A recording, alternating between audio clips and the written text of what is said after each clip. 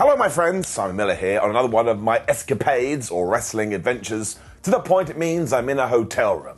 But did I sit down after getting out of bed and watch Smackdown?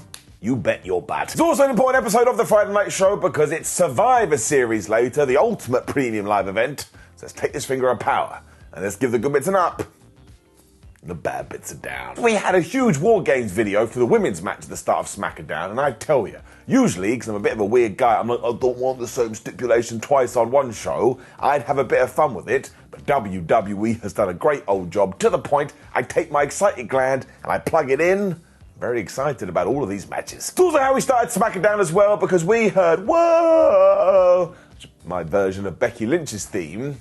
Actually sounded like a cat getting killed. She came out as well with Charlotte, Flair, Bianca Belair and Shotzi. You already know the deal. Even though Bex and Charlotte are on the same team, they were kind of looking at each other going, well, I don't like you and I don't like you either. It's like when I go home for Christmas. It all comes down to the fact they cannot possibly coexist, so then one fell into the Phantom Zone and we never saw them again because they cannot physically be in the same place, otherwise we all die. The part we really need to talk about though was Shotzi. Now I want to make it very clear that one, I really like Shots, and it's cool she's getting a push. And two, later on she talked normally to Charlotte, and it was a great promo. And I was like, yeah, do more of that. But here she started spinning around, going, the carnage of War Games fills my bones and makes me feel like cheese. I was like, what the flub is going on? I mean, it kind of felt like she'd been possessed by a demon. Now, I'm sure somebody backstage said, Shotzi, you gotta be real crazy wazy. Maybe just dial it down a little bit. It did get a little bit better because Shotzi reminded us, oh, don't forget Damage Control cut my hair. But that's just made me stronger, more unpredictable, and essentially a better wrestler. I was like, wait a minute. Well, that happened to me, and I didn't get any of those things. She then screamed, I'm going to unleash my madness. Even Flair was like, yeah, whatever she said. So once again, I don't think that's it. Charlotte also promised that come Survivor Series is the end of Damage Control. You know the deal. We're massively going to get into this later. When you do say somebody's name too much in a wrestling show, they will come out. And that kind of happened here, but it was just Bayley. Where's all her buddies? Bless this Bells too, though, because she knows the deal. She was like, oh, Charlotte Flair, I've known you for 10 years. And Becky Lynch, it's a decade for you as well. And whenever we're in the same room, when one of you leaves, you always bicker around the other person. So why don't I plant these seeds of animosity? So here's two egos clashing at the top. And then she was like, oh yeah, Becky, don't forget, ever since you came back after having your child, you yourself are a soft touch. Although that did mean that Charlotte had an easy retort, because she was like, yeah, Bells, you keep going on about this, but where's your pals? She's right. Essentially, this was just to set up our main event, which was going to be Damage Control, taking on Charlotte versus Becky. Honestly, there's a lot to this, and it all ties into the War Games match. So once again, it's a round of applause to WWE. They haven't gone too crazy, apart from the portrayal of Shotzi. It just makes sense. It's nice and simple. It's getting it up. Bayley also basically walked backstage after this and found the rest of Damage Control. And you know the deal. They're acting like they do like her, but I don't think they like her at all. She really wanted the Kabuki Warriors to be involved in this match too, but actually it did turn out to be Asuka and Bayley who were going into that thing. And yeah, even though she is the leader, didn't really feel like Bells was making any decisions at all. Ruh-roh. When the tag team titles are on the line. I didn't realise it was going to be that soon. That was all down to the fact that the Street Profits had won that match last week. But this whole new Street Profits angle is getting really weird because they were taken on the Judgment Day, obviously, but WWE wanted the Judgment Day to be the bad guys. So even though the Profits recently turned heel, here they were essentially the good guys, and also because Montez Ford comes from Chicago.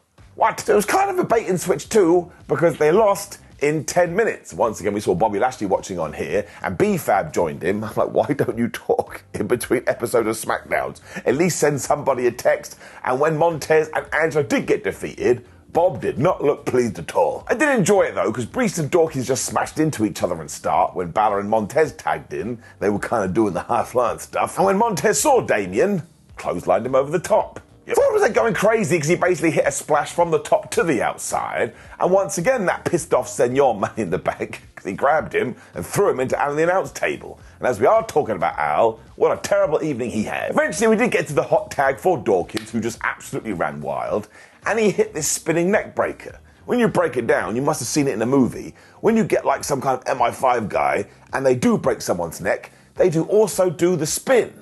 As I flub me sideways, he's trying to commit murder. The Street Profits also hit this blockbuster for a really good 1-2-ooh, when they also got the revelation, but Finn Balor broke that up at 2. And I was like, well, that's not really a kick out, but it seems to me, because it's so early in the game, if they are hitting that, it should be uno, dos, tres. The kicks that are super then began, which is when Montez Ford went back to the top rope, because Rhea Ripley was here. She cast distraction. That's when Finn Balor was like, I bet that guy's got a penis, and he crotched him right to the top rope. Damn it, he was right. It also left him in the drop zone, as Michael Cole would say, so he got hit with the coup de grace, and that was it. The Judgment Day retained their titles, and I was just a little bit confused. I mean, what the hell do we do with the Street Profits now? So in terms of the match itself and my enjoyment, I am going to give it an up, but when it comes to the direction here, and why we did it so soon without any build, well, it's got to get it down. I mean, we all know Montez Ford and Angelo Dawkins are really good, but even after this repackage, well, they just feel a little bit directionless. It also seems to be keeping Bobby Lashley off TV properly too. You tell me. When Becky Lynch and Charlotte Flair were bickering again. Of course they were. Flair was trying to calm things down, but she wasn't actually doing a great job. When Becky was like, I didn't turn up to SmackDown to socialize, I turned up to kick somebody's ass. And I was like, what? You could just say that to someone? That wasted time. But then got this excellent video for Dragon Lee, and it was essentially telling you, oh, hi, not only is he the next Rey Mysterio, but he is the future of high-flying Lucha Libre. And I tell you, we're getting so behind Dragon Lee, I'm starting to get excited. He is very, very good. And talking about things that are very, very good, we then got the Grayson Waller effect. I thought this was terrific. Because he promised us that his guest this week was going to be Kevin Owens, and we got Kevin Owens music, and we got a Kevin Owens pop. But of course, who walked out dressed like KO? It was Austin Theory, and he proceeded to do one of the worst Kevin Owens impressions I've ever seen in my life. That's why it was so good. Of course, Owens' music then hit again, and the real comptroller, Kevin Owens, came to the ring. Grayson Waller was like, wait a minute, you're meant to be suspended. And Kev was like, well, clearly, I'm not suspended. I'm right here.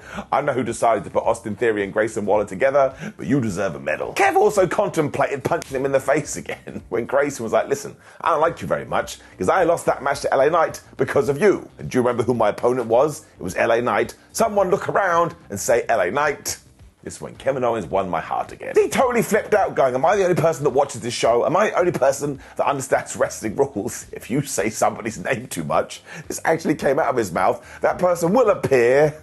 And just like magic, it went, LA Knight. And out he came. I was like, I told you, ups and downs ahead of the game. Waller Theory melted down about this as well because they had no idea that was a thing. When Knight called Austin an A-Town clown. I was like, he has been on the main roster a couple of years. Someone should have done it sooner. It's funny. Everyone then kept threatening to punch everybody else, and it was the good guys that took over. And then we just went straight into this tag team match. And I tell you, that was really good too. Now, I don't know if the plan is to keep Kevin Owens and LA Knight as a team for a little while, but if you do want to do that, I think I'd be completely cool with it. It's the same with Austin Theory and Grayson Waller. Sometimes you can take a couple of individuals and pair them together.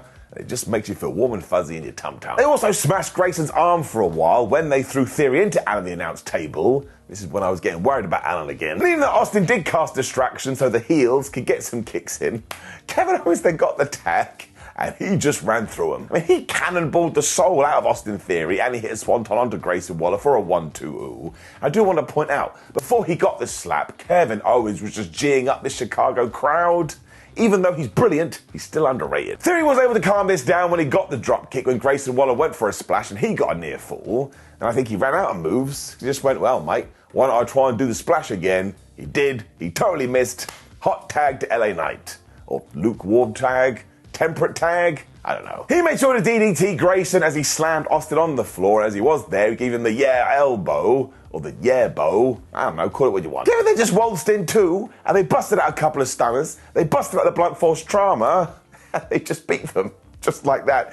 It was almost easy. But once again, because you know you can just give Theory and Waller a microphone next week, and they'll be just as annoying as they were this week, it totally works. That's why Kevin Owens and LA Knight are so good as well. They can do things when they speak from their mouth, so I'm giving this an up. Once again, is it going to be a round 2? I don't know. But it was damn entertaining. Bianca Belair was then being a mum again after this. She was like, Becky, would you please leave this Charlotte stuff? It sort of worked because Lynch was like, look, I get it, man. I was just being a hothead. And I was like, do you, Becky? Do you really? And as we were going to find out in about 5 minutes, no, she did not. And then I got sad.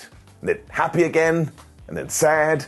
It's like, this is like life. Because it started great as out came Carlito, and this is all going to tie in, because Carlito is just one of my guys. When he did return to WWE, I was like, man, I feel good in my Tootsie Toes. He was also pumped for his first Survivor Series in 13 years, especially because he hates Santos Escobar. And now he can get revenge, because let's not forget, where's Rey Mysterio right now? Oh yeah, he's in the hospital because of Santos. Damn Santos. He also says something in Spanish here, and I did translate it, so I'm just going to read it for you now. This said, you are a bitch, Escobar, a little bitch, and I'm going to rip the heart out of your body and feed it to your kids. I was like, Carlito, that is way, way too much. Once again, though, as Owens had informed us earlier, he had said Santos' name too much. So out came Escobar, and you're not going to believe this at all, he wasn't very happy. He also asked Carlito where his LWO tattoo was, because look, he's got one, and that just means he likes the group more than Carlito. I was a bit, Santos, come here. I don't think it means that at all. It's a little bit like when you do get a tattoo of your partner, then you break up. Like, what the flub am I meant to do with this thing now? When Carlito and Santos Escobar got into this brawl, and Santos did this amazing jumping thing off Barry Barricade, and even though the WWE officials and security guards came out to try and stop this, all of a sudden it was being sold like, oh, they got into a somewhat normal battle, and Carlito is now injured. Huh? It was also taken backstage where Escobar killed him once again, and then later on we found out via Nick Aldis, that's right, Carlito is out of the match and he's gonna be replaced. No, I'm sorry, that doesn't work at all. I have seen people almost killed in these brawls. WWE just goes, yeah, fine, you could have a match. So what was this? Now look, later on to it is Dragon Lee that walks in and says, I shall take Carlito's place, so I can't get too mad. We're getting Santos Escobar versus Dragon Lee.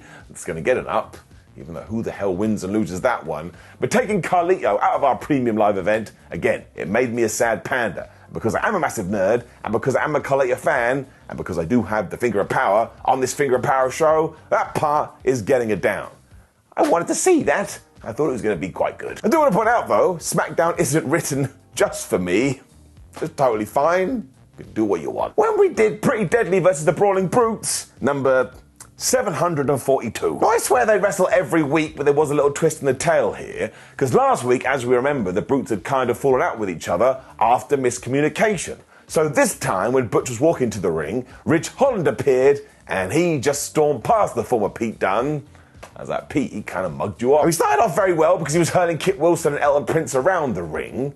But after they'd done the 10 beats and Butch had tagged in, and he was ready to tag back in Ridge Holland, because that's how a tag team match worked, Ridge looked to him and said, listen, I know I could have put these problems to bed over the last week, but I didn't. I waited till now. I am upset. And he walked off, and he left Butch all alone. I couldn't help it either. I was like, what a baby. It's such an immature thing to do. Although fair play to Butch. He then whipped Pretty Deadly's ass for a while, and he even hit the damn bitter end on Elton Prince. Sadly, he didn't see the blind tag to Kit Wilson, who was like, ha, and he hit the most devastating move in all of sports entertainment, the prize roll-up, and yeah, he got the 3. My 2 takeaways from this as well is that 1, no tag team should ever break up over a miscommunication, because once again, we've seen it too many times, and 2, I don't really want the Brutes to break up.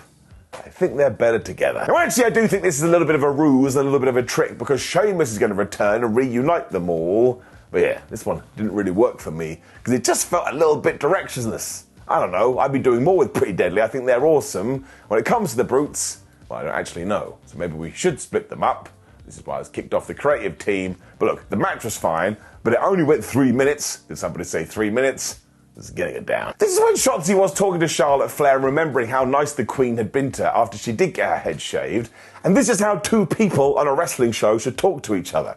Especially compared to earlier, it hit me right in my emotional feels. I was like, my word, I believe every word they're saying. I think because they were talking real. She also mentioned Becky Lynch, and Charlotte's face kind of turned. If I was Bianca Belair, I'd just find one of these 2 and go, you're off, you're out, you're fired, I can't deal with it. We also had a quick skit at the Judgment Day, because Dominic Mysterio was like, ha ha ha, can you believe it? Randy Orton's coming back, and who was responsible for getting rid of Randy in the first place? It was Jey Uso. Which is when Damian Priest looked into the cameras like, oh yeah, Randy, you're coming back, or we're going to make sure you never come back again.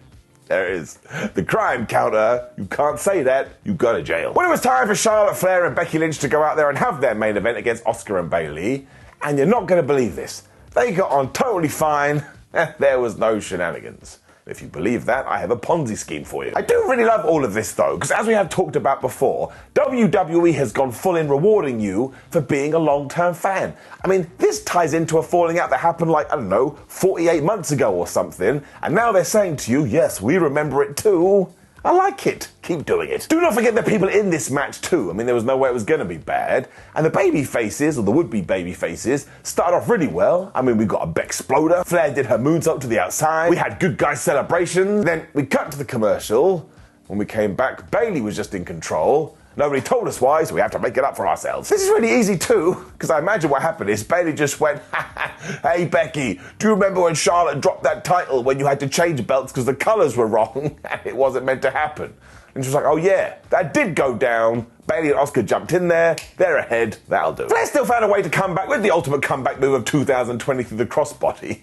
When she went 1-2 crazy, because you had that one, you had a big boot, had a surprise roll-up, had a fall-away slam, none of it worked. Asuka got sick of all that too, so she hit a code breaker as Bayley came off the top rope with an elbow for another 1-2 when Charlotte was like, oh, my HP is done. She gave the hot tag to Becky Lynch. She was DDTing everybody, so somewhere Jake Roberts was sad when we were doing all of the moves, or at least attempting them. Because we went for the disarmer, we went for the rose plant, we went for the manhandle slam, and Lynch actually got that one, but this is when the Queen was like, I see you, Asuka, I'm going to take you out with a spear. But she got her directions completely wrong, and they fell into the pin, meaning inadvertently, she just stopped her team winning. Oh no! Flair and Becky then started to argue, because of course they did. So in the back, Bianca and Belair would be like, oh, I can't handle this anymore. When Bayley snuck in with the most devastating move in all of sports entertainment, and she got the 1-2-3. Didn't bring down my counter, plus it by 2. We didn't do it in the other tag team match. Probably didn't need 2 on the same show. I really do like the focus on this War Games though, because now you do have to go, well, how the hell are Becky and Charlotte gonna get on? Because Lynch kind of stormed off after this while going, you did that on purpose, you absolute goober. So I can't actually call it. Like, of course, Damage Control got the victory here, meaning usually, by WWE logic, they should lose at Survivor Series. But will they? I don't know. So once again, it's a massive round of applause. This has been some good build-up work. And it's getting an up. It also brought us to the end of Smackdown, and it is going to get an up. Again, I thought it was a very well put together show, as it always is. Let's not forget, we've moved all the Bloodline stuff to one side at the moment, and it hasn't hurt at all.